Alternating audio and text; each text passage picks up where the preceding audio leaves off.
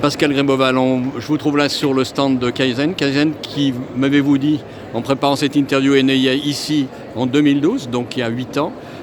Kaizen, vous nous le présentez, cette revue bimestrielle? Oui, Kaizen est un mot japonais, Kai changement, Zen bon, et derrière le mot changement bon, c'est une philosophie qui dit que chaque être humain ne peut pas changer du jour au lendemain, il faut faire les choses en fonction de son temps, de son énergie. Il n'y a de changement durable que dans la joie, comme dirait Spinoza. Donc nous, notre ligne éditoriale, c'est de montrer toutes les initiatives positives que les citoyennes, les citoyens peuvent reproduire dans leur vie professionnelle, dans leur vie personnelle.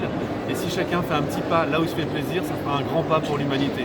Nous sommes donc des explorateurs de solutions écologiques et sociales, parce que pour nous, le social et l'écologique sont les deux faces d'une même médaille qu'on appelle le néolibéralisme. Et nous, on essaye de changer de paradigme pour proposer autre chose et aller vers la sobriété heureuse.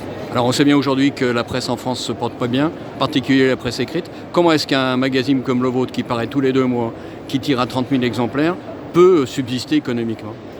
C'est un vrai challenge tous les mois.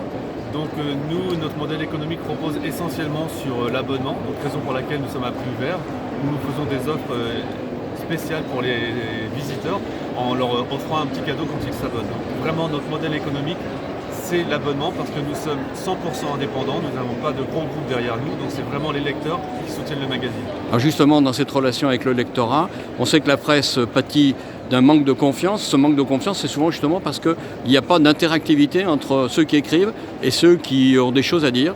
Pour vous, comment vous la vivez, cette interactivité? Alors nous, on est, je pense, un magazine à part, puisque à l'origine de ce magazine, il y a Yvan Saint-Jour qui a créé 3 autres magazines, dont La Maison Écologique. Et c'est la première fois qu'il voit un magazine, donc c'est-à-dire Kaizen, qui n'a aucun courrier des lecteurs. Nos lecteurs sont satisfaits des articles que nous rédigeons, car on a une spécificité, nous sommes 100% positifs, ça ne veut pas dire que nous sommes des bisounours, mais nous présentons l'information sous un angle positif pour justement inviter au changement. Alors justement, ultime question, c'est important de ne pas être dans une attitude justement un peu négative qui connote souvent l'écologie. Tous les jours, on entend des désastres qui sont liés à la façon dont marche la planète.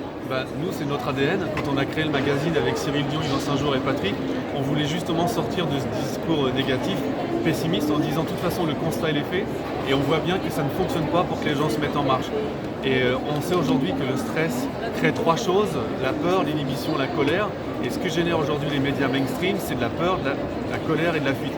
Alors qu'en étant positif, par exemple, si je prends le déchet, nous on présente les solutions et les gens se disent c'est possible d'avoir 0 déchet. Donc on est vraiment sur cet angle positif et solution en fait dans Kaizen.